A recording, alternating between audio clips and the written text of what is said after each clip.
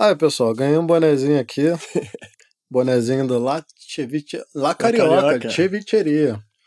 Eu adoro boné, não gosto nada, né? Eu vou ficar usando meu bonezinho aqui. Vou entrevistar um cara hoje que eu não conhecia pessoalmente. Não li algumas coisas, achei bacana o trabalho. Tenho super referências aí do La Carioca, né? Mas eu nunca tinha conversado com ele pessoalmente. Flávio Darts. Que eu acabei de descobrir aqui que é primo da Tatiana Darts, da Erika Darts, Elana Darts, um pessoal muito bacana aí que eu conheci. Um beijo aí pra todo mundo. Porra, família. E, cara, assim, eu não tinha grandes referências de você. Teu Instagram, inclusive, é fechadinho ali. Eu falei, e agora? Como é que eu vou fazer pra dar uma pesquisada no cara? Pode crer, ainda não entrei na nova era ainda. Bem devagar. Mas eu tive antes aqui com a Bebel, né? Que é do Guimas. Ela tem um contato contigo. Ela falou, pô, o cara é mó gente boa, surfista demais, e tal. Amo. E aí, como é que começou a tua história aí na gastronomia, peixe? Vem dessa afinidade com o mar aí desde de garoto? Como é que é a história? Cara, na verdade, eu tô com 53 anos, né? Então, assim, se eu for contar a história, não vai dar tempo aqui. Vambora, vai desde o princípio. Mas essa passagem é muito importante, porque eu estudei jornalismo, né? Estudava jornalismo, fiz comunicação. E no último ano, assim, meio desgostoso de mercado de trabalho, eu comecei muito cedo na faculdade, eu estava com 19 anos e eu conheci um cara que é um sushi man, jogava capoeira comigo, já era meu amigo de garoto, né, e a gente fez aula com ele, eu e mais 3 amigos, fizemos aula de sushi, né, de cozinha japonesa. Qual era o nome do cara? O Alex. O cara dava atua até hoje? Ele não tá agora, nesse momento, mas ele atua na faca, ele cozinha muito bem, ele entende tudo de peixe. Eu acho que esse cara aí é um dos mestres do sushi, né? O nome do restaurante dele era Japa. E começou na Barra, acho que foi um dos primeiros restaurantes, né? E nessa época a gente se encantou com comida, eu mais 2 camaradas, né? Na verdade 3, mas 2 assim mais ligados à cozinha. E aprendemos a fazer sushi e fomos para Búzios fazer um restaurante japonês. Foi praticamente o primeiro restaurante japonês de Búzios. Qual era o nome? Se chamava Warung. Warung Casa de Sushi. Isso em que ano era? 91. Caramba, lá atrás, né? Foi lá atrás. Eu comecei... 90, acho que foi 90. Cara, eu comecei em culinária japonesa em 2005. Tô falando 15 anos antes, você já tava nessa aí. Eu também sou bem mais velho que você. É uma época que não tinha um boom ainda da culinária japonesa, né? Não, aqui tinha o Kotobu, aqui tinha tinha algumas coisas que já estavam rolando aqui no Rio, né? Mas ainda era uma coisa muito de vanguarda. Muita gente, vou comer peixe cru, mas vou botar um peixe cru na boca, como assim? Mas você já tinha tido experiência fora do Brasil? Como é que você começou a curtir através desse camarada? Foi isso, cara, exatamente. E aí a gente montou o restaurante, durou 6 meses. Acho que a gente fomos para Búzios, né? Exatamente, Búzios antigamente era isso. Né? Depois da Semana Santa não tinha nada. Então a gente chegou lá em novembro, construiu o restaurante, era um quiosque na praia. Quer dizer, olha quanto resgate no final, a gente acabou resgatando isso tudo. Mas era um trailer, né, todo destruído, que era tipo um quiosquezinho na praia de Jeribá, lá no canto direito, que também era bem vazio, né, lá perto da Pousada dos Pássaros, ali onde é hoje o Beach Club, o Fishbone, ali aquela área. E a gente começou em dezembro, catamos o sapê que a gente colocou, construímos a parada toda com o mestre de obra, a gente foi ajudante de obra. Todo mundo amarradão. Em dezembro inaugurou. Na Semana Santa começou aquele vai e vende, vai buscar peixe no Mercado de São Pedro, volta, choveu, perdeu tudo. Aí no outro dia a mesma coisa, e daqui a pouco já tinham chamado, um era fotógrafo, um fotógrafo fera, o outro tinha uma outra coisa, então, enfim, a gente foi acabando. Mas ficou uma semente ali que é muito bacana ter restaurante. Essa galera, ali a região ali de Búzios, Angra e afim, vive muito de temporada mesmo, né? Eu acho que agora é menos, né? Agora tem aqueles cruzeiros maravilhosos, hoje. Aquele negócio enorme que chega, a cidade fica cheia em julho, acho que aqui. Eu tava agora em Angra, na Bacia do Saco do Céu lá, que tem um grande amigo que mora lá e trabalha lá. E a gente comprou um terreno lá, né? Olha que E bacana. aí a gente tava falando, cara, o que a gente vai fazer aqui, né? Pensando em várias coisas, eu falei, cara, a gente tem que construir algo que tenha a ver com o ambiente onde a gente tá, né? Peixe, frutos do mar e tal, mas... Tudo que você sabe fazer. Pois é, mas ele falava, cara, a gente tem que tomar muito cuidado, porque o que mais acontece aqui é restaurante que abre na alta temporada e fecha na baixa. Ninguém sobrevive. Até hoje ele fala sobre esse monte de obra é muito difícil, ninguém para, ninguém quer, e naquela época vocês já sentiram um pouquinho disso aí, então, né? Eu também agora passo pela uma sazonalidade bem parecida, assim, agora, que eu tenho esse quiosque na praia, e tem realmente uma super sazonalidade. Choveu, acabou o movimento. Choveu, acabou, verão explode, você tem que ter um movimento enorme, e aí durante o ano o movimento é menor, aí você vai criando uma cultura de ir na praia de noite, de ir na praia com chuva. Com chuva não, com chuva acho que é zero mesmo. É bem mais difícil. Até tem. São 3 unidades? São 3 unidades. Aquela ali do Jardim Botânico? Foi a primeira. Depois Garcia. Garcia, ali na... 2011 a gente abriu o La Carioca do Jardim Botânico. Voltei para o mercado de gastronomia, fiquei 20 anos fora. Praticamente, fiquei em mercado financeiro 20 anos, corretora, eu já nem lembro mais como dinheiro pra caramba e agora você resolveu gastar um pouco. Agora tô gastando, tô devolvendo. Mas um pouco isso, cara. Assim, realmente, assim, a economia real é um desafio enorme. A gente vai falar sobre isso aqui, com certeza. Né? É um outro mundo. O mercado financeiro é uma ilha da fantasia, né? Como é que em termos financeiros, né? Econômicos. Você ficou 20 anos fora, se formou e resolveu trabalhar com o que realmente ia te dar uma tranquilidade financeira? Assim, naquela época, os anos 90, foi o início de um boom de mercado financeiro. Então, eu me formei em comunicação, depois eu fiz pós-graduação em finanças para me encaixar no mercado. Assim, e tinha jornalista, e no meu curso de finanças tinha engenheiro civil, engenheiro de produção, engenheiro elétrico, tecnologia, informática, médicos. Né? Na verdade, o único lugar que você via realmente prosperidade era o mercado financeiro. Né? Tanto que naquela época, assim, você vê...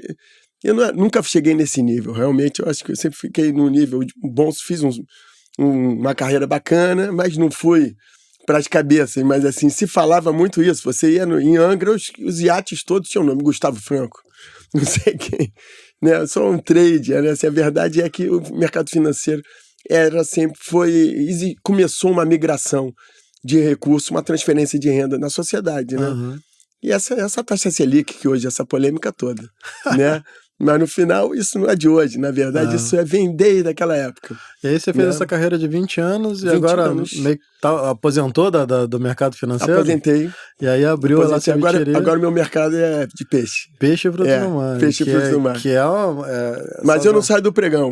Né? Continua trabalhando em casa? Não, porque você vai comprar peixe, você vai no Ceasa. Total. Eu não vou no Ceasa, eu vou no Mercado de São Pedro. Se você vai no Ceasa, o Ceasa na verdade, é uma bolsa de valores. Né? Então, o mercado financeiro, a bolsa de valores acabou não saindo. Né? Então você chega lá, você vai comprar peixe com o cara não é um peixeiro, o cara é um pregoeiro. Né? Você vai lá na pedra, você quer saber como é que tá o mercado de hortifruti, ele tá na pedra. É tudo que são vocabulários que a gente usava muito no mercado. Né? E você tá indo lá no mercado? Tá indo lá no Ceasa ou hoje em dia tem alguém que vai lá pra você? Cara, eu gosto muito de ir. Eu não vou sempre, né? Agora eu vou bem menos, realmente, que é um trampo. O Ceasa é longe, cara. É longe, trabalhoso, é perigoso também. E é perigoso, mas, cara, eu gostava demais, cara, sinceramente. Eu acho que a vida real é o Ceasa. Muito. Você não vai saber nunca o que é a vida de verdade, o que é o Rio de Janeiro, se você não vai no Ceasa. Eu ia muito no Ceasa com um parceiro meu. Total. Um cara muito querido, que era meu motorista, né? A gente ia junto. E voltava pela Martin Luther King, que é a mais perigosa, né? Não, ele é meio perigoso. Você tá passando por todas as comunidades. Tem uma hora que já aconteceu comigo, de parar, passar um bonde de um lado pro outro, né? O Jacarezinho, o Buraco do Lacerda, mas é assim, uma coisa bacana, porque é o Rio de verdade. A Zona Sul é uma bolinha. A gente acha que isso aqui é grande, mas isso aqui é muito pequeno. Né? Eu prefiro ir a Niterói justamente por ser na madrugada, é menos problemático a questão de trânsito. O trânsito da volta é sinistro. É mais seguro também, né? Você passa por menos áreas de risco mais intenso. Eu fui muito em Niterói. Antigamente era em Niterói. Mas chegava mais coisa em Niterói. Aí tem essa coisa da chegada do barco, né? E como mas é que foi migrando para o Ceasa. O Ceasa tem, assim, eu acho que centraliza todas as pescas, na verdade, né? E como é que você se encantou aí pela culinária? Porque a ceviche é um prato peruano, que foi muito bem adaptado pela culinária japonesa, inclusive, né? Tem essa cultura Nikkei aí, que é uma cultura japonesa peruana, com né? certeza. Como é que você entrou nessa cultura aí, nesse meio? Como é que você foi falando, cara, isso aqui é legal, eu curto isso? Velho, assim, o ceviche, eu acho que é a coisa, assim, o mais genial da humanidade é a simplicidade. Quando você vai evoluindo, você acaba chegando no genial, que é a coisa mais simples. E o ceviche, ele praticamente espelha um pouco a filosofia, né? É o peixe, a marinada, a pimenta, o coentro, e isso aí, cara, misturado dá uma coisa mágica, né? E realmente isso aí encanta. Eu acho que a comida japonesa tem um pouco isso também, escolher os insumos e tudo, e coisa simples. Mas realmente eu fui conhecer o ceviche, eu não deixei de gostar da cozinha japonesa, eu ainda sou fã do raro demais. Acho que você é uma referência nesse mercado, a gastronomia japonesa é muito incrível, mas hoje eu sinto esse sabor, essa coisa de você colocar um ceviche na boca, tem um gosto de mar, tem a coisa da acidez, e tem a pimenta, então o leite de tigre que a gente faz, tem um monte de especiarias e cada um você percebe um gengibre, o alho, é a coisa que está sempre presente, isso realmente é muito inusitado. Né? E eu fui visitar o Peru para pegar onda, né? Então é por aí um pouco a história. Né? A gente vai pegar onda no Peru e praticamente desde sempre, quer dizer, a comida mais saudável é o ceviche. E o Peru era mais subdesenvolvido do que a gente. Fresquinha, né? Não tem comida muito... fresca e o peixe é fresco e a pimenta e o limão também transformam tudo em saudável. Entendeu? Então muita gente que ia para lá passava mal. Antigamente. Acho que agora não, agora tá super forte. Aí turismo forte demais. A gastronomia lá também evoluiu demais. Mas o Peru, assim, algum tempo atrás, era bem rudimentar. Hoje em dia o governo peruano, na verdade, incentiva muito a gastronomia do país, né? Tanto é que muitos dos restaurantes mais premiados do mundo estão lá, né? 50 Best e Guia Michelin. Tem N exemplos lá de restaurantes que... No Peru e fora do Peru, né? Quer dizer, você tem restaurantes de peruanos em Londres que são também Zagate, essas coisas de sucesso absoluto. E lá no Cevicheria você tem... No Carioca, desculpa, lá Carioca tem...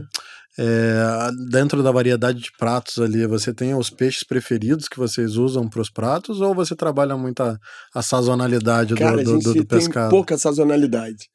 Na verdade, assim, o peixe é o peixe mais fresco, o peixe branco. Para o ceviche é o peixe branco mais fresco. Né? Então tem uma época do ano que o dourado domina realmente.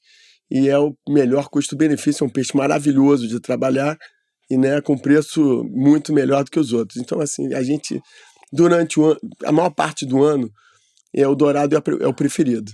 Mas tem uma época que a cavala é preferida, e, aliás, o meu preferido cavala é um peixe incrível. E o peixe que a gente ama, né, que é o namorado, que justamente quem inspirou esse símbolo do La Carioca... É um namoradinho? É um namoradinho, porque é um peixe romântico. É verdade, tem um coraçãozinho aqui. A história dessa logomarca é exatamente essa. Quem fez foi um amigo meu, né, o Beto Martins, né, da 6D. Na época ele era da 6D e assim, ele me ligou, Flavão, qual é o peixe que você está usando, que você mais gosta? Eu falei, cara, hoje eu fiz com um namorado e eu amo namorado. E aí ele fez um peixe romântico, porque também tinha tudo a ver com o nosso contexto, né? É uma boa marca, né? Bem e ficou, cara, tinha uma marca que ganhou esse apelo, né? E como é que é o cardápio lá? Como é que é o teu dia a dia? Como é que é o dia a dia do La Carioca? Cara, o La Carioca hoje já somos uma estrutura um pouquinho maior, né? Então, hoje a gente concentra toda os nossos insumos, os pescados, numa central, trabalha eles e distribui nas 3 lojas. Então você compra tudo? Compro tudo. Beneficia inclusive tudo. Nosso parceiro, Frescato é nosso parceiro. Frescato principalmente é uma empresa do incrível, salmão, né? maravilhoso, que, né? É uma empresa incrível. Fiz um merchandising bom aí. Eles apoiam a gente. Eles são uma empresa realmente que tem produtos inacreditáveis, né?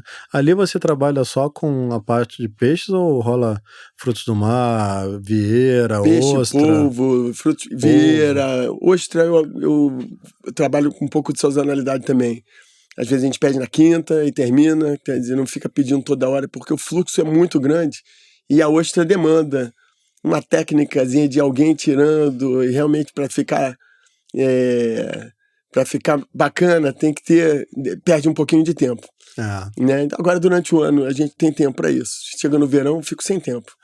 Né? Aí fica realmente todo mundo super atarefado e sai muita coisa fria. Né? Então eu tenho hoje uma estrutura que sai o ceviche, o tiradito, e os poques, né? Quer dizer, a parte de peixe cru sai toda de uma área e a cozinha quente sai de uma outra área.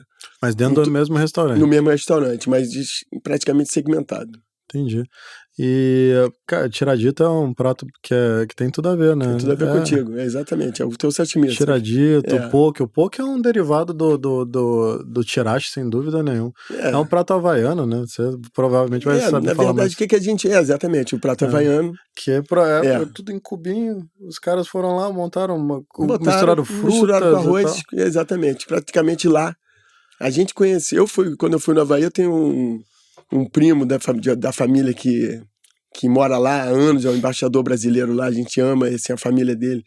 E meu filho ficou lá 6 meses de intercâmbio na casa dele. Então fui lá, conheci alguns lugares assim que são bem de locais, tipo o Carruco, que é um supermercado que tem o melhor arripoque de lá, né? E que segundo esse cara, é verdade, mas assim, os supermercados todos têm, você compra lá um potinho e se alimenta ali no supermercado mesmo. Comida boa, né? E barata, né? Comida boa e barata, exatamente, uma comida popular. O poke, ele é mais recente na história do La Carioca ou ele tá desde o início já na o poke é uma coisa recente, assim, porque o ceviche a gente sempre começou como se fosse uma entrada, né? Como se fosse um petisco. E não um prato principal. Principal. Então, para transformar ele no prato principal, fui agregando os elementos que são peruanos e a gente tem sempre um pouco essa pegada, né? O nosso poke é com quinoa, por exemplo. Né? Então, base de quinoa? Base de quinoa, né? Com arroz japonês. Então, quase uma salada. Quase uma salada, exatamente. Então foi assim que chegou o lacapoque. Lacapoque, quer dizer, tudo lá é laca, né? Tudo lá é laca. Vai começar uma chuva, o que tá caindo um lacapingo, né? Quer dizer, e aí a gente acabou se acostumando. É uma piada, mas é assim que a gente fala mesmo. Tudo na nossa casa é o laca. E tu é de pescar? Tu gosta dessa... Não, velho, eu não sou muito de pescar, eu não sou muito paciente, né? Pra ficar com anzol, não tenho muito essa manha. Mas queria muito, cara, assim, essa parada de pesca submarina também, não entrei nessa, né? Teu esporte é o surf mesmo? Cara, tem muito esporte, mas assim, o surf é um dos que eu mais gosto, né? Assim, eu vivo em frente à praia, fico de olho, ver se a hora que a maré tá boa, a hora que tem uma ondulação, eu vou pra água, assim, eu fico numa área que também não é super frequentada, ali perto do canal, e dá alta zona, ninguém nem vê, né? Às vezes eu caio sozinho. E tem, realmente, assim, é uma parada de estar mesmo cercando. O bom surfista da Zona Sul tem aquela janelinha, que não dá onda o dia inteiro, né? Dá um momentinho. Cara, todo negócio, ele é um empreendimento, né? Ele foi feito para dar dinheiro. Tem toda aquela questão envolvendo a beleza do negócio, sustentabilidade, empregar pessoas, mas se não der dinheiro, a gente acaba que não dá continuidade ou pensa 2 vezes se vai dar continuidade ou não, né? Cara, quando você saiu do mercado financeiro, provavelmente você veio com uma cabeça muito, muito voltada para números, né? Olha só, vou te falar uma parada. Quem tem a cabeça voltada para números hoje no Brasil, não gasta em nada. Quer dizer, se você gastar qualquer coisa, se você comprar um carro, vamos dizer que você compra um carro de 50 mil reais, você está deixando de ter um salário, uma aposentadoria de 500 reais por mês. Então, é mais ou menos isso, 50 mil reais você perde 500 reais por mês até 2070. Aplicadinho ali, né? Aplicadinho, no papel do governo, que na teoria é o mais seguro. Você não está aplicando em nenhuma empresa que pode nada de alto Carioca, risco. 0 risco. O Tesouro brasileiro paga 6,5% ao ano. E restaurante é algo de alto risco, né? Restaurante, tudo, né? Na verdade, na vida tudo envolve risco, né? Mas não, hoje o governo está estimulando o cara a não fazer nada. Então quem faz conta, cara, não faz negócio, não gasta, fica em casa e espera essa parada normalizar. Mas quando você abriu o restaurante, o que você imaginava? Cara, eu tô investindo aqui, tá? Pra abrir um restaurante, por menor que ele seja, a gente tá falando aí de, no mínimo, $500 mil, né? Numa estrutura pequena. Eu tinha muita confiança nessa ideia, essa tese. Quando eu abri o La Carioca, não existia cevicheria, não se falava tanto de ceviche, né? O ceviche era uma coisa assim, muito inusitada, e eu tive um pouco esse vislumbre, né? Esse insight, poxa, tem tudo a ver com a comida brasileira, com a história do brasileiro, de sair... Com o clima do Rio de Janeiro. Com o clima do Rio, com uma tendência de ser uma parada saudável, com uma tendência, com um negócio que harmoniza super bem com cerveja, né? Então eu falava, por que não tem uma cevicheria, né?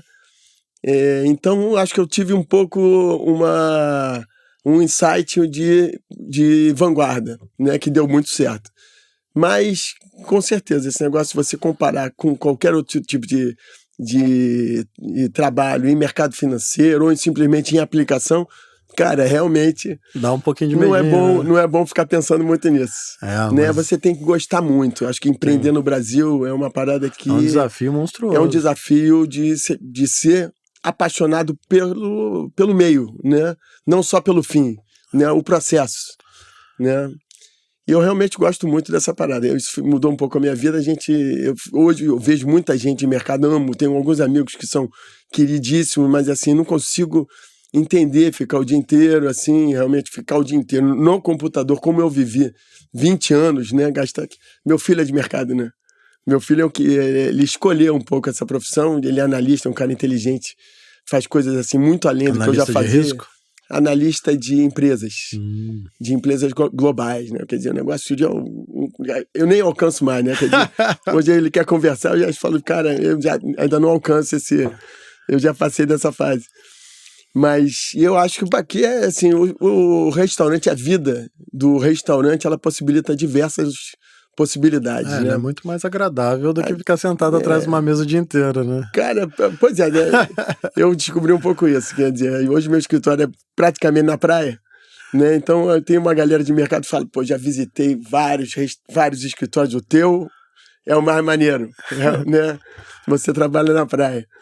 Não é esse glamour todo, né? Mas não, tem... tá longe de ser esse glamour todo, né? Mas eu coloco isso como um skill, assim, olha só, quer trabalhar aqui no La Carioca, cara, porque, principalmente na praia, é uma pedreira, né? Você trabalhar, tem o sol, tem a chuva, tem a ressaca.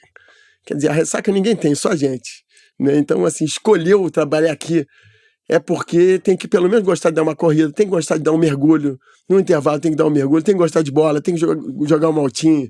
Então isso é quase que um pré-requisito para o cara querer trabalhar lá com a gente. Lifestyle, né? Tem que... Eu acho que o meu time que está lá, muita gente aderiu. Inclusive gente que veio do norte, assim, que não tinha praia. Eu agora estou com um cozinheiro que já trabalhou comigo, que é um cozinheiro querido, assim, super carinhoso, que ele é vaqueiro. E aí eu perguntei para ele, e aí, já deu um mergulho? Quer pegar essa prancha aqui? Aí ele falou, não, eu não boto nem o pé ali que eu tenho medo. Eu falei, vai acontecer o dia. Uma hora vai. Vai ter que acontecer. Pô, muito bacana, cara. Eu tenho... O Haru também cresceu muito, né? É uma unidade só, mas é uma unidade que cresceu bastante.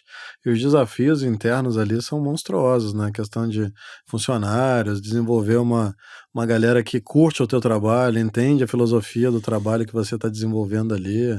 Criar uma cultura. Criar né? uma cultura interna que é importante. A gente acaba virando, assim, o trabalho, na verdade, é o lugar que a gente mais passa tempo. Total.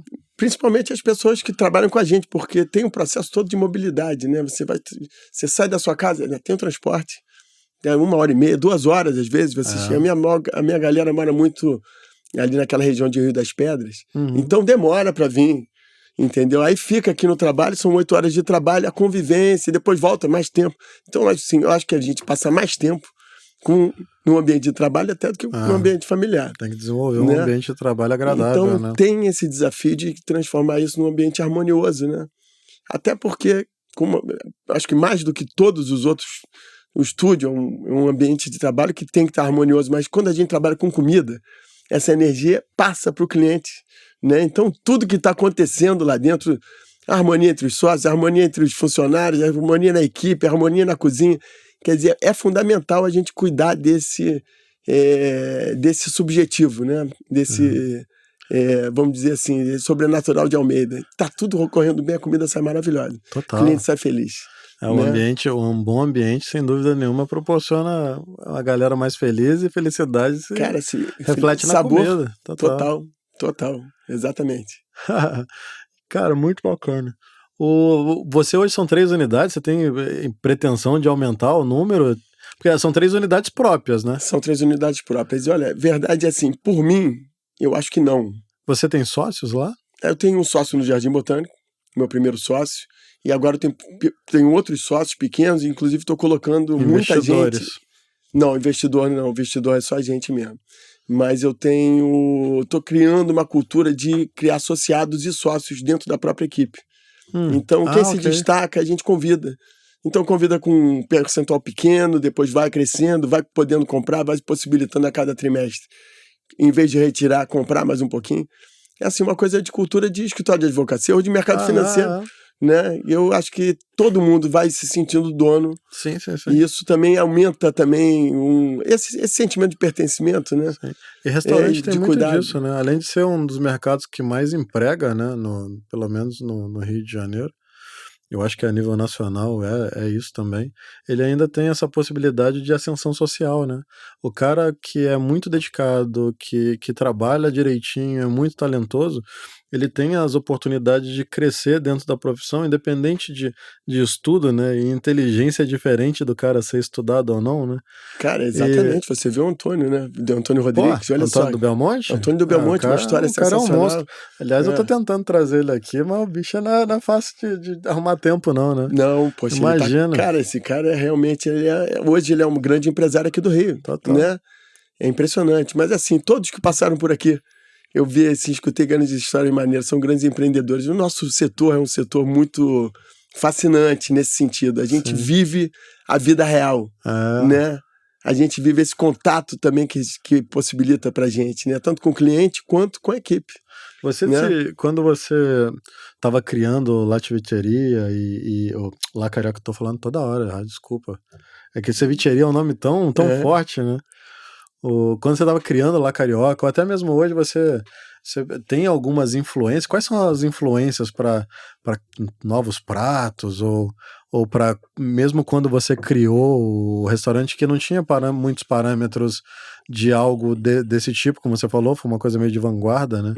Cara, e aí, de onde eu vou tirar as ideias para formatar esse negócio aqui? Olha, os primeiros pratos são os tradicionais, né? Então a gente, assim, os pratos, o ceviche clássico e os ceviches que são servidos no Peru, quer dizer, na verdade, são os emblemas, né? E aí tem os ingredientes peruanos que também a gente consegue casar. Então, por exemplo, o risoto de quinoa, que a gente chama de quinoto, e tem uma novidade que a gente trouxe, na verdade, trocou o arroz arbóreo praticamente pelo quinoto, pela quinoa. Quinoa é bom e aí demais, trouxe, né? para dentro da culinária peruana. O quinoa é bom demais, super saudável, é o cereal mais saudável do mundo, enfim, é um negócio que tá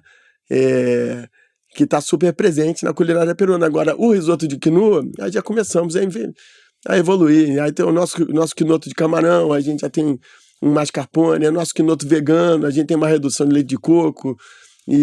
Adaptou muito o produto brasileiro. E fomos adaptando, né? Mas sempre com um tipo de ingrediente que remete a essa gastronomia peruana, né? Então tive as minhas ideias, no início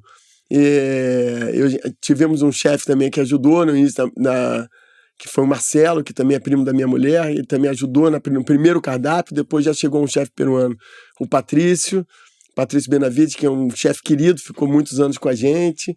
E aí, nesse meio do caminho, vários chefes, né, vários cozinheiros maravilhosos passaram e deram alguns grandes pratos pra gente, e deixaram legados. E hoje, quantos anos já tem a La Carioca? São 13 anos de La Carioca. Caramba, né? Vamos para 14 anos, cara. Né? Porra, heróico, né? Totalmente heróico, porque, cara, estamos falando de um mercado que tem 90% de taxa de mortalidade, né? No primeiro ano. No primeiro ano, é uma coisa absurda, né? Mas a gente tem esse histórico de ter muito orgulho. E lógico que isso aí não é orgulho meu, é uma equipe e até muita gente que já passou e foi deixando um tijolinho, quer dizer, todo mundo foi construindo, é uma construção coletiva. Hoje nisso deve ter um cardápio difícil de tirar algumas coisas, porque o cliente vai reclamar, Cara, você falou exatamente sobre isso, porque como eu até pretendo, até gosto de fazer um rodízio de prato, aí alguém tem um prato maravilhoso, que a gente sabe que vai ser bom, mas você vai tirar o quê? Né? Vai tirar o quê? Pô, no Jardim Botânico tem um cliente que vai 3 vezes por semana, né? Em Ipanema você tem pessoas que vão recorrentes e pedem o mesmo prato. É o cliente de restaurante de bairro, é muito assim, né? Ele quer sentar na mesma mesa, quer ser atendido pelo mesmo garçom, ele quer pedir o mesmo prato, a mesma bebida. E se mudou qualquer coisa, ele sabe. Se você muda alguma coisa, qualquer ingrediente, o cara, pô, cara, o que você tá fazendo? Você botou um camarão a mais, um camarão a menos. Então o cara sabe os detalhes mais do que você da sua operação. Então é difícil fazer rodízio de prato, ainda mais quando tem 3 unidades e a gente quer manter um padrão entre as 3.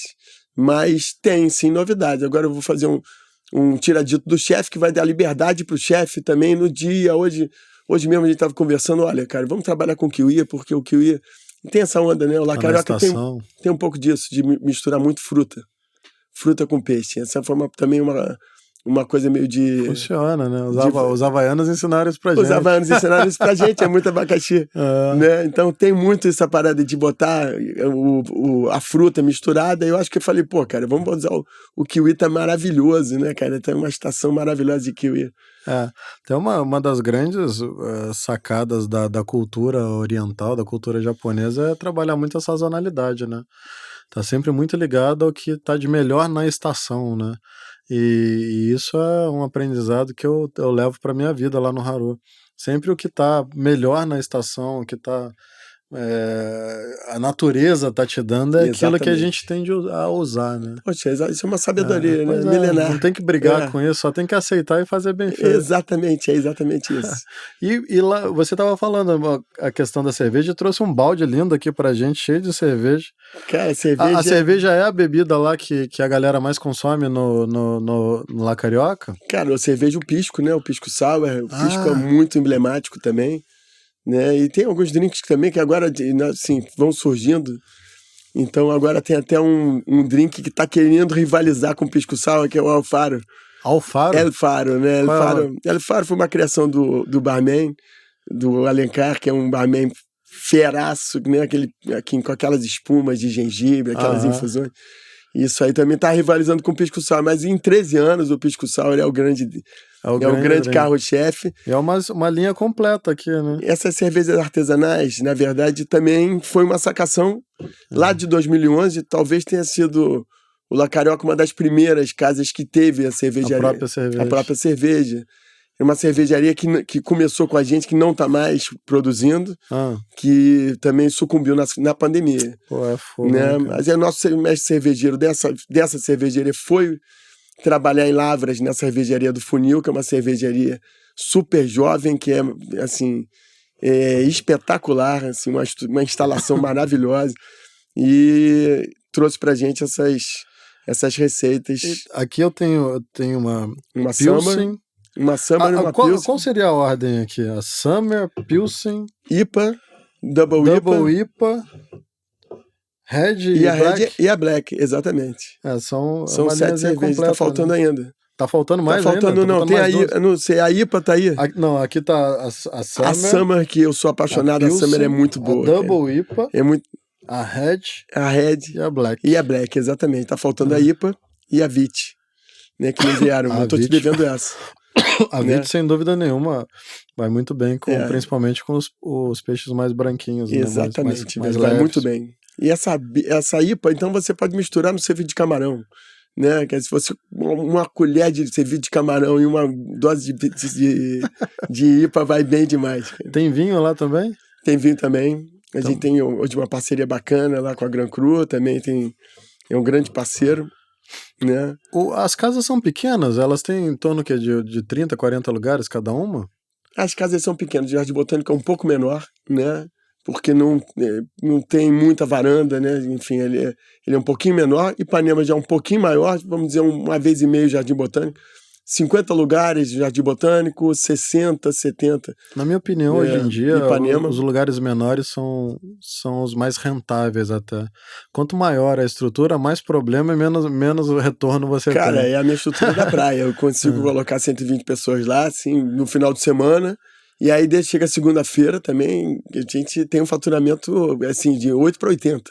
E como é que funciona isso para você? Porque em lugares que tem tanta variação de público e tanta sazonalidade, e está muito influenciada pelo clima, você tem que ter uma equipe minimamente ali na tua mão e os teus custos têm que comportar aquilo ali. Você usa muita mão de obra extra, pessoal que trabalha por temporada? Tem um pouco disso também, mas assim, basicamente é uma estrutura de banco de horas.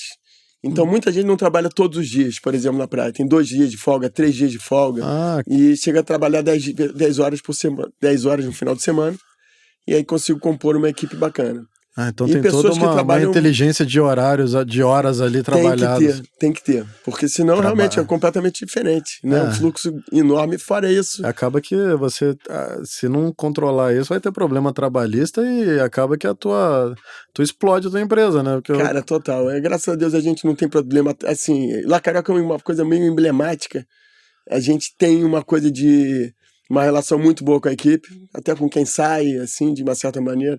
Então, poxa, a gente nunca teve um processo trabalhista. Em 13 anos. Em 13 anos. Nunca tive que ir lá naquela parada, que assim, eu fico pensando assim, tem um pouco de nervoso. Meu avô falava assim, cara, advogado não chega perto de advogado, cara. Você é nervoso com advogado. Advogado sempre é assim, eu tenho amigos maravilhosos que são advogados, isso é uma piada, né? Tem meu cunhado é advogado, amo. Mas tem essa parada assim, olha, cara, pra se meter num tribunal, vai esquentar a cabeça demais, cara. O melhor dos mundos é fazer tudo certinho mesmo, pagar tudo direitinho, fazer tudo certo e olha só, não basta só fazer tudo certo na lei. Você sabe que eu descobri muito isso, quer dizer, acho que a relação, ela não é só uma relação de lei. A relação de trabalho é uma relação de respeito, é uma relação humana, né? Então muita gente acha que DRE, dentro do DRE, CMV e pessoal são 2 linhas, né? Mas 2 linhas contábeis não são nada contábeis, né? Na verdade, são linhas que demandam muita humanidade. Total. Né? Você tem um projeto social, não tem? Tu não ajuda algum tipo de instituição, alguma coisa assim? Velho, sim, eu tenho uma parada que eu tô fazendo recentemente que eu sempre, na verdade, eu sempre curti me envolver, mas eu tô com um curso de empreendedorismo, né? Mais ou menos isso. Então, fiz uma vez na Rocinha, e foi muito bacana. Lá no Laboriô ia de moto, lá numa ONG chamada Mão do Bem. Então, fiz alguns encontros, rodas de conversa, e sempre tentando vislumbrar um pouco isso, né? A coisa do empreendedorismo gastronômico, né? Mas, no final, assim, é um papo muito motivacional e uma troca muito grande. A gente não tem a galera a achar um caminho, né? Achar um caminho, no final, é muito motivador, né? E inspirar as pessoas. Porque a vida é muito dura. O Sirva-se, ele tem um pouco dessa função, né? Sirva-se mesmo. Estamos gerando um conteúdo aqui para você usufruir dele sem ter custo nenhum com isso. Né? Exatamente. Ouvir experiências, um cara que saiu do mercado financeiro, abre um restaurante, como é que funciona, como é que equacionou no início, como é que se adaptou, veio de um sonho que se transformou em algo rentável. Olha, aprendo demais, todo dia tem que aprender, quer dizer, o processo é muito doloroso, mas você vai sempre aprendendo e construindo. Né? Agora também fiz na Cruzada, também junto com o Basquete Cruzada, é uma parceria muito bacana, tive uma aula com 10 mulheres empreendedoras que são muito guerreiras, eu também aprendi demais, né? E agora eu tô começando, cara, uma parada diferente, que é uma aula de capoeira com empreendedorismo. Vamos ver se isso vai começar a dar certo. Como é que funciona isso? Eu sou professor de capoeira também. Né? Eu também tive uma história na capoeira de 30 anos de capoeira. E o Morro dos Guararapes, eu treinei capoeira, morei em Santa Teresa, treinava capoeira, tenho vários amigos lá. E por acaso, um parceirinho meu, de uma fanfarra, né, que a gente toca mora lá, e a gente conversando, a gente foi para casa junto, eu fui dar uma carona para ele me falou que queria ter aula de capoeira, me falou do Conecta Cria, que é a Associação de Moradores do Cerro Corá, E eu falei, cara, dei aula de capoeira a vida inteira aqui dei aula aqui, tive aula aqui, frequentei, tenho muitos amigos, pô, vou ficar amarradão de fazer. E misturei um pouco essa ideia de curso de capoeira, aula, com um pouco dessa, um papo, né, um papoeira sobre empreendedorismo, que também é um pouco essa onda que eu também tô curtindo. Então, tive uma aula um pouco com a galera, já assim, 20 a 30 jovens, e hoje tinha uma aula de aí para amanhã, né? Vai ser minha segunda aula, mas esse é um novo projeto que eu tô muito... Você consegue empregar uma galera dessa lá nos restaurantes? Cara, eu acho que o objetivo também vai ser um pouco por aí, né? De ensinar trazer uma profissão para essa galera, puxar, assim, às vezes eu chego numa roda de capoeira, eu vejo, olha só, se você se formou em capoeira, você tem capacidade para qualquer coisa, né? Você tem capacidade, você pegou um berimbau, cantou na roda de capoeira, entrou no meio de uma roda e fez um jogo, cara, isso já é praticamente ser formado para qualquer profissão, né? E eu acho que, de repente, a capoeira me ajudou muito quando eu trabalhei em mercado, me ajuda muito agora, quando assim, no ramo de restaurante. Então, eu vejo que, por mim mesmo, a capoeira foi importantíssima. Então, vejo que, assim, olha, um cara fera, assim, que sabe se posicionar numa roda, que sabe entender a energia da roda, tem tudo para fazer sucesso no restaurante. Tem que ter disposição para trabalhar, né? E tem que ter disposição para trabalhar, mas se tem disposição para entrar na roda, tem que ter para trabalhar. Total. Exatamente. É legal, né? Poder, de repente, influenciar as pessoas e dar oportunidade, pelo menos para o cara ter um contato com algo que nunca entraria na vida dele de uma outra forma, né? Cara, Nando, realmente, você falou uma coisa interessante. O Rio de Janeiro é uma cidade totalmente diferente do que você imagina no mundo inteiro, uma cidade apartada, né? Tem pessoas, cidade partida, né? Que foi aquele termo do Zé Ventura, mas é quase que um apartheid.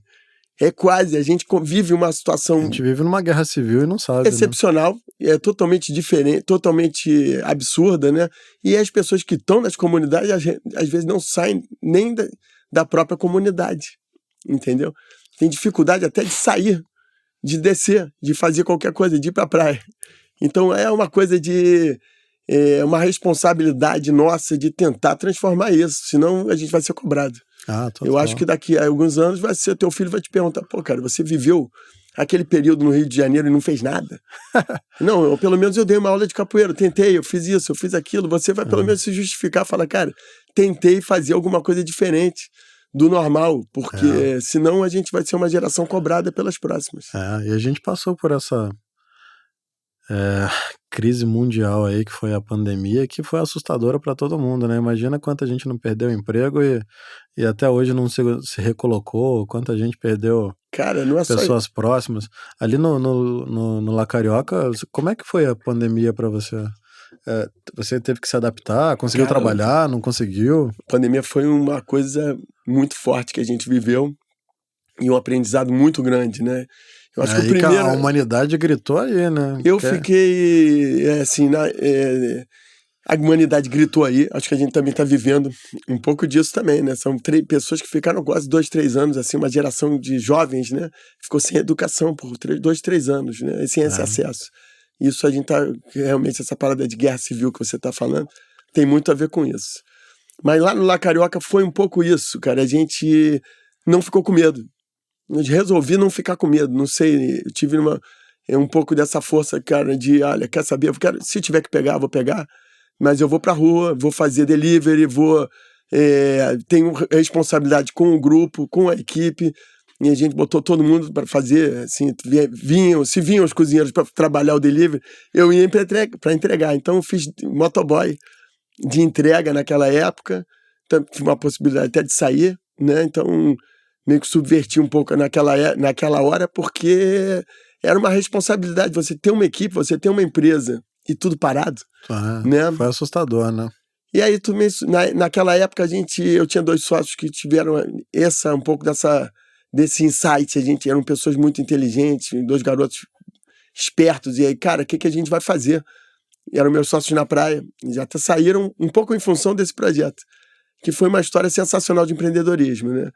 Até que não caminhou tanto, mas naquela época foi muito brilhante. Cara, tem gente que não vai querer nem pedir comida. Vai querer fazer. Não vai querer nem pegar o delivery porque passou pela mão de uma pessoa. Sim, então, o que a gente faz? Cara, vamos criar, então, uma empresa de suprimentos para fornecer suprimentos para a pessoa cozinhar em casa.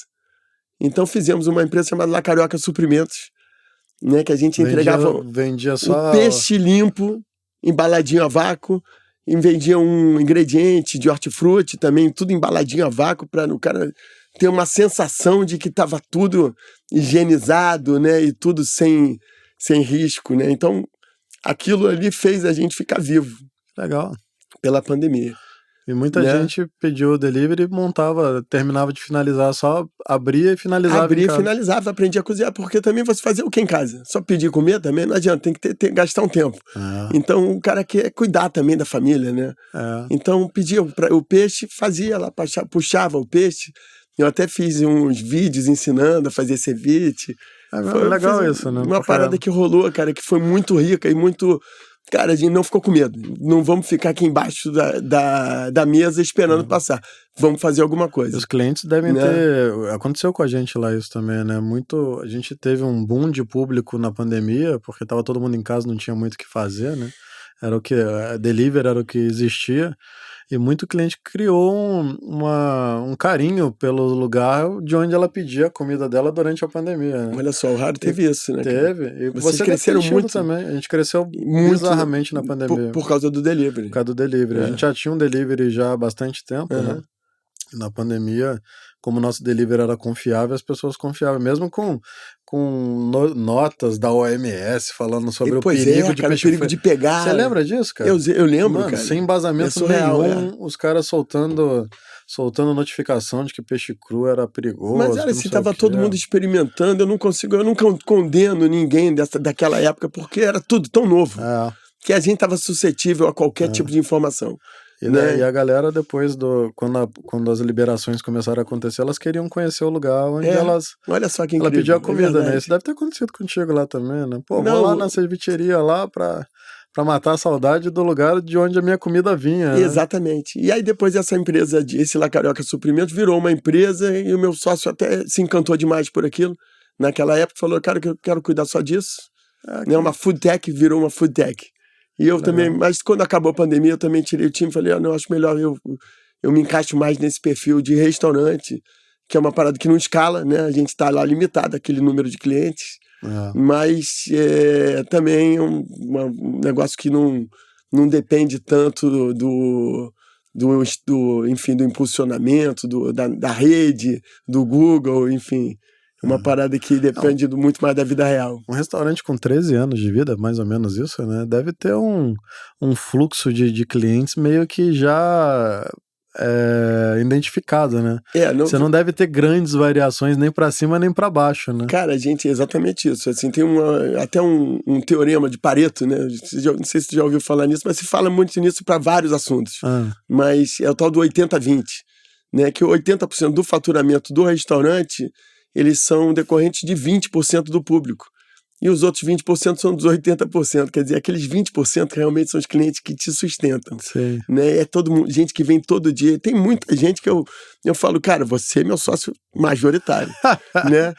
Hoje na praia. Hoje eu falei, essa frase eu uso demais, porque hoje na praia encontrei tem um pessoal que vem de Minas, que vem passar final de semana, que é assim, pessoas bacanas. Tem até um ex-delegado, eu falo, cara, você é meu sócio, ele chega de manhã e vai embora de noite. Passa no Rio, o Rio pra ele é o La Carioca. É assim, isso dá muito orgulho, né, na verdade. E é realmente esses caras que sustentam o La Carioca. E é lógico que os outros passantes, os turistas, e tem muita gente que vai para um evento que também é muito importante, a gente não pode descuidar dos outros 80%. Mas o que realmente funciona, e a gente vê nas casas mais antigas, é cuidar bem dos 20. Total. Né? É cuidar bem desses caras. Uma questão, falando da parte da cultura a qual você pertence também, que é a judaica, né? Tem um restaurante aqui no Rio de Janeiro, o nome é Sushinharia, se eu não me engano, que é de um garoto que eu acho que é Patrick o nome dele, eu conheço bem ele. De vez em quando a gente troca uma ideia. Que ele tem inclusive um rabino que vai lá e faz algum trabalho que Aí, ignorância minha, tá?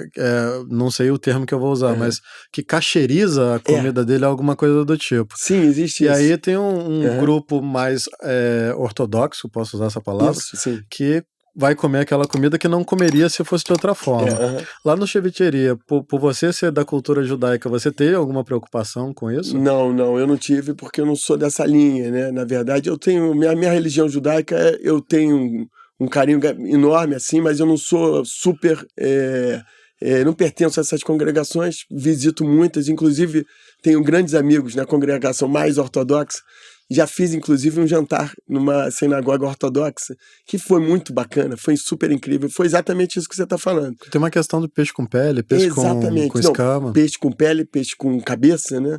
E não misturam. Tem coisas que não se misturam na cozinha. Que a faca que corta uma coisa não pode cortar outra coisa.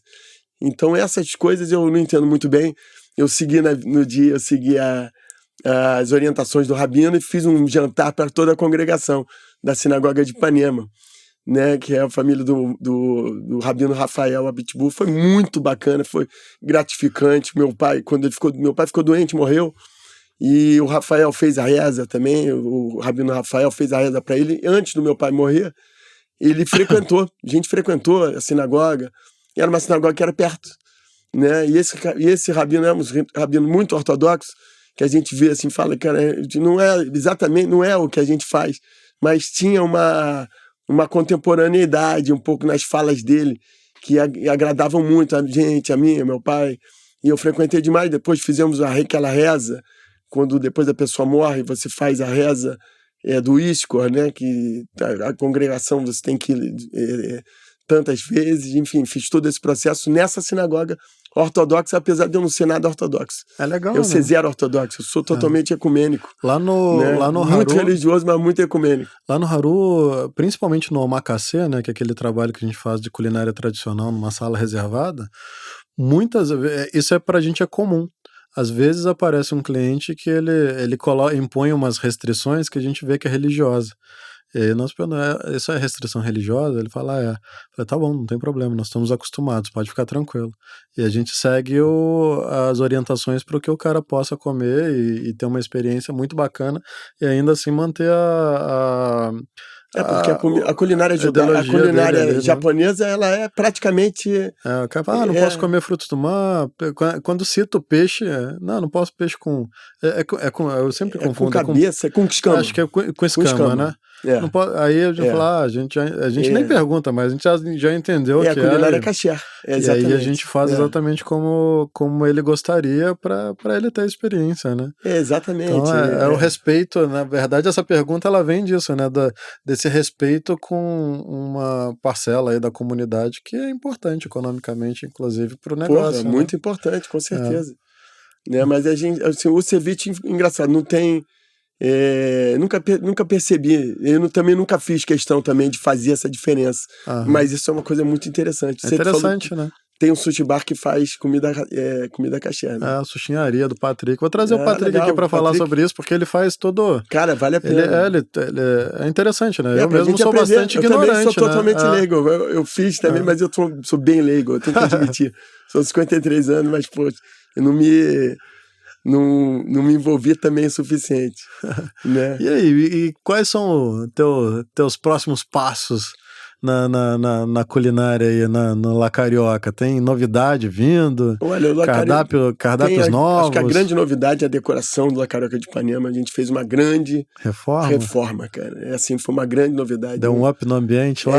Um amigão meu, parceiro de futebol, ele joga bola fera. E aí ele tem um escritório na mesma rua que a minha, que é La Carioca de Ipanema, ali na Redentor, e ele passava, olha, Flávio, tá muito isso, tá muito vermelho, tá muito aquilo, vamos fazer alguma coisa diferente, ele me dando várias dicas, e eu, poxa, cara, a gente tá vendo aqui, ser empresário aqui, ser empreendedor é difícil, não sobra grana, vou fazer aquilo outro. E aí um dia tomei coragem, finalmente a gente foi incluído na tal da Lei Pérsia, aquela história aquela maluquice, né? Foi legal para vocês?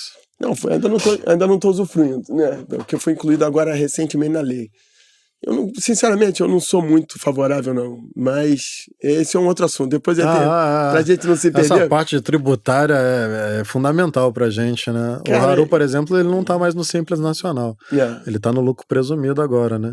Então a pancada de imposto em cima de funcionário, o DARF cara, 4 vezes maior. Faz sentido? Me explica aí. Nenhum. Por que não se simplifica? É porque você tá faturando mais, você pode pagar mais? Não significa isso. Você tá faturando mais, mas a tua margem não aumentou.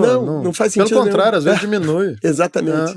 Quer dizer, eu acho que são essas jabuticabas que se inventam no Brasil.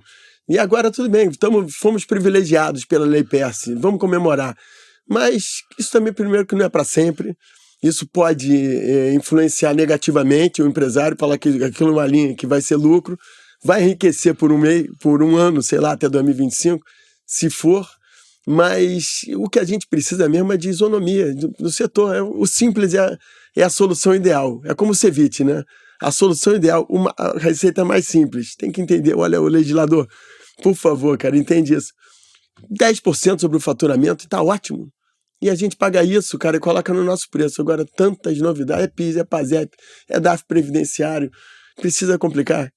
Não é não? Não existe fim nisso aí, Não existe fim, cara. Eu tenho um sócio que o nome dele é Flávio, é sócio do Babo, sócio do Sichu também, virou um grande amigo.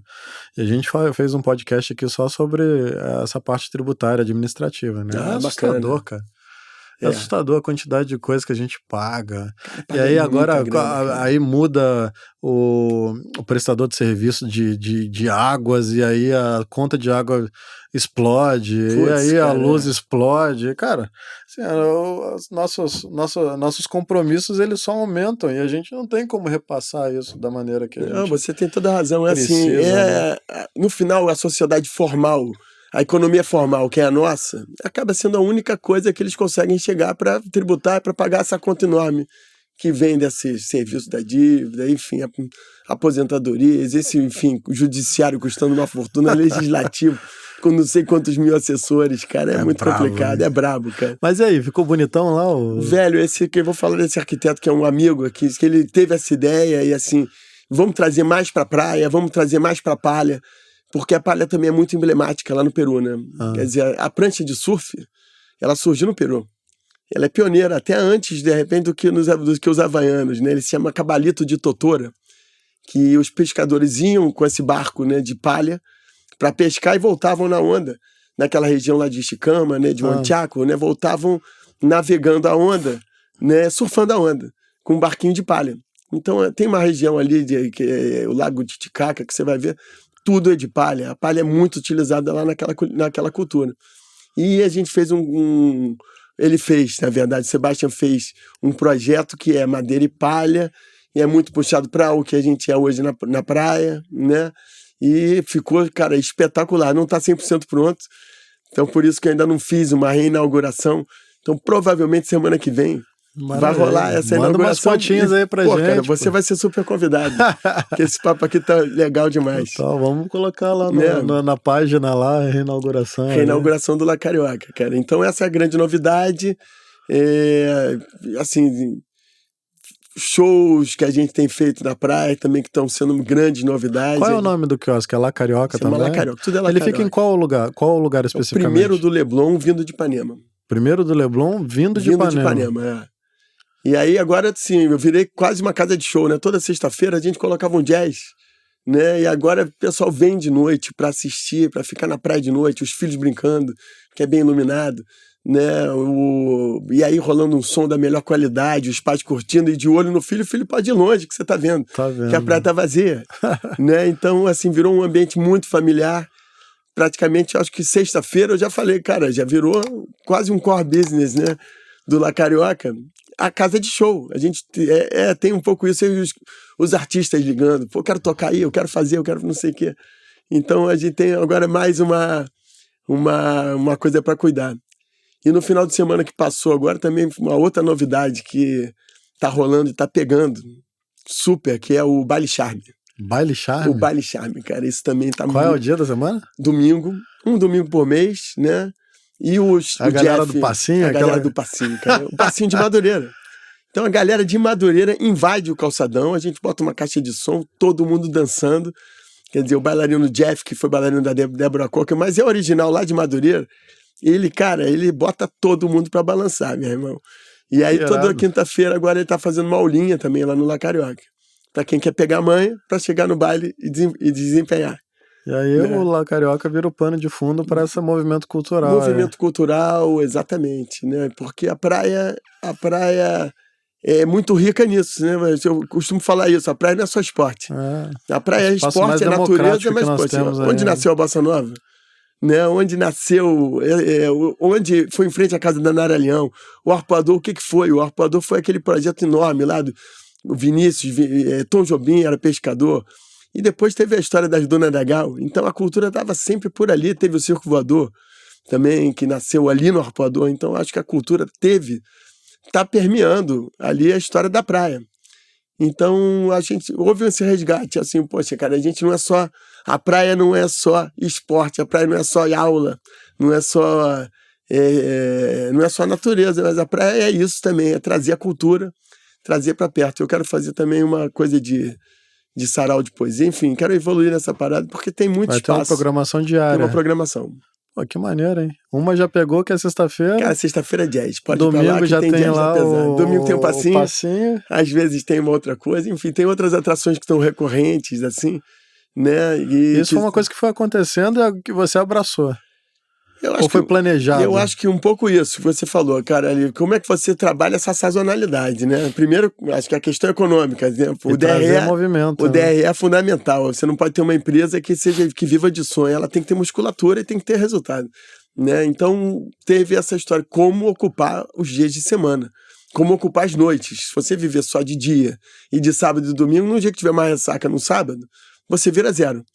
No dia que choveu, tiver uma tempestade, um vento, um sudoeste, o que você faz? Assim, a impressão que me dá é que nos quiosques o dia tá garantido se o dia tá bonito. É isso aí. E a noite é onde você tem que rebolar para fazer o negócio acontecer. Cara, total. A noite e o dia de semana. O dia de semana também é bem vazio. Né? A praia é vazia, né? Quer dizer, você tem que trazer, como trazer o cliente. E o turismo, como é que você tá vendo? Cara, turismo, porque tem dois tipos de turismo, acredito, né? Talvez mais, mas os principais, o internacional e o nacional, que vem de outras cidades para cá, né? Como é que você que tá direto ali na praia, que tá intimamente ligado ao Rio de Janeiro, como é que você tá vendo isso? Olha, eu cheguei a ver um boom de turismo, assim, muita gente querendo também, acho que a pandemia também teve essa possibilidade do cara fazer home office em outros lugares, então...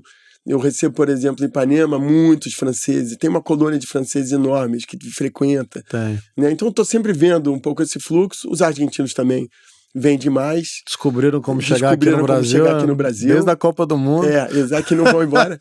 Né? Então, acho que tem um pouco isso, mas assim, já teve mais. Né? De uma certa maneira, o Rio está um pouco carente desse público. E fundamental para a nossa economia é o turismo. Todo mundo fala isso e está na cara. O Rio não tem mais indústria, o Rio não tem mais bolsa de valores. Até agora estão querendo criar uma bolsa de valores, mas assim, é um factoide, não é nada de relevante. Então o Rio precisa de quê? De turismo, essa é a grande vocação. Mas está faltando alguma coisa, não sei se essa propaganda negativa é a coisa da segurança, que está realmente está latente. A gente está vivendo uma... A segurança é uma propaganda negativa enorme para a gente. Né? E é uma realidade. Né? Quer dizer, não é a grande violência, mas quer dizer, a violência ela chega na Zona Sul muito leve, né? A violência está em outros lugares. Mas aqui tem essa coisa do roubo do cordão e a roubo do celular, que o turista, cara, olha aquilo e fala, poxa, cara, que lugar é esse? Né? Infelizmente, temos que conviver com isso e não é só reprimindo, tem que ir na raiz do problema, né? Tem que ter condição de vida humana, né? Digna para todo mundo e muita educação, enfim, aí, cara, é um projeto de médio prazo, mas que tem que enfrentar, alguém tem que, alguma hora, enfrentar, e não adianta só com repressão, que acho que a repressão, ela inibe um pouco, os eventos violentos por pouco tempo, que daqui a pouco ela acaba gerando mais conflito ainda, né? Essas blitz que se dá na praia, é importante reprimir, né, eventualmente, mas e quando você reprime quem não tem nada a ver? Você vai criando um ódio social. Isso vai virando uma semente de mais violência no futuro. Pois é. Né? Meu amigo, não é fácil não, né? São muitos desafios envolvendo um negócio que nasceu aí do sonho aí, da vontade de ter algo que te desse mais prazer, provavelmente, cara, né? O processo é muito gostoso, cara. Com tudo isso que a gente falou negativo, eu sou apaixonado por essa parada, né? Apaixonado pelo Rio de Janeiro sou totalmente também. apaixonado pelo Rio de Janeiro, sou totalmente apaixonado pelas pessoas que frequentam, assim, tem uma coisa de desenvolver relações. A galera te encontra lá com frequência? Cara, me encontra com frequência, eu tô sempre. Eu tô muito mais na praia, de dia, em Ipanema, e eu moro no Jardim Botânico, só que agora eu tô fazendo uma obra na minha casa, então aluguei uma casa aqui, né, em Ipanema. Então tenho ido menos no Jardim Botânico, sócio que cuida, né, o Marquinhos, que é meu sócio original, que a gente inaugurou junto o restaurante, né, tudo começou ali, né, e assim, eu tenho ido um pouco menos lá, por conta dessa questão geográfica, assim, praticamente. Total. A gente quer se locomover o menos possível. Se deslocar o menos possível. Se deslocar o menos possível, meu irmão. Tu se desloca do que pela cidade aí? Cara, eu vou de scooter, sabia? De scooter? Eu sou praticamente um motoboy, eu comprei uma bicicletinha elétrica. É bom também. Tô amarradão na bicicletinha elétrica. Acho que é mais tranquilo do que a scooter. A scooter é um pouco mais selvagem. Não, eu não tenho carteira, né? Então eu acabei que optei pela bicicletinha. Mandou bem demais, cara. Eu tô com essa scooter, já caí algumas vezes, cara. Tem uma parada... Sóbrio ou caiu bêbado? Porra, eu tive uma queda meio bêbado, mas não foi bêbado de bebida. Eu fiz aquele exame, cara, que você toma anestesia geral. E foi pegar a scooter. Cara, e peguei a scooter, brother. Você acredita nisso? Um imbecil completo, né? Mas deu tudo certo no final. Mais um aniversário, né? Tu considera mais um aniversário. Caí lá no aterro. Caramba. Mas tudo bem, tô com mais um aniversário. Bem com o asfalto ali é liso, né? Não deu nem não deu quase nada. Só um raladinho. Só um raladinho de leve. Parceiro, fiquei feliz de te conhecer. Valeu também, brother. Foi muito maneiro. Obrigado pelo presente aí. Vou usar. Eu adorei o bonezinho aqui. Eu gosto muito desse estilo de boné. Valeu pela cerveja. Porra, você vai curtir, cara. E, cara, tô esperando esse convite aí pra conhecer a Carioca de Ipanema, eu já vou te convidar. Acho que provavelmente na terça-feira que vem, acho que essa reforma vai estar pronta, né? E você vai lá conhecer o projeto. E a praia, cara, você tem que conhecer. Você curte praia? Curto muito. Minha filha gosta muito de praia. Eu vou mais à praia por causa da minha filha do que por mim mesmo. Então eu vou te dar essa dica. Eu acho que, cara, a praia de noite é um lugar espetacular para você ir, para curtir entre adultos e deixar tua filha curtindo. Porque, assim, tem rolado demais isso. E é um programa muito família, cara. Vamos lá escutar um sonzinho lá. Escutar um sonzinho, cara. Participar da aula do passinho. Porra, é muito bacana. Que vamos. Pô, bacana. Galera, obrigado. Valeu. Mais um papo divertido aqui, muito agradável, leve. Muito bom, poxa, é muito construtivo pra gente falar sobre a marca. A gente não fala muito, né? É muito difícil você se ver falando uma hora sobre a marca, mas cada hora que você vai falando vem um insight. Poxa, aquela coisa que a gente falou um insight. Eu tô muito nessa de, assim, o Sirvas, eu acho que é quase um catálogo, vai se tornar um catálogo de pessoas do Rio de Janeiro no empreendedorismo aí do meio gastronômico, né? Cara, a ideia é essa, de falar, gerar conteúdo, dicas, ideias, dificuldades, coisa que passou, e vira um aprendizado. Tem um catálogo aí de quase 50 participações. Isso é espetacular, cara. De pessoas, se você olhar ali com carinho, tem um material inacreditável. É muito rico. É muito rico, vou te falar. De tudo quanto é tipo. Você foi visionário. Parabéns, cara. É isso aí. Maravilha, Obrigado. Valeu, Nando. Um abraço. Tchau, tchau.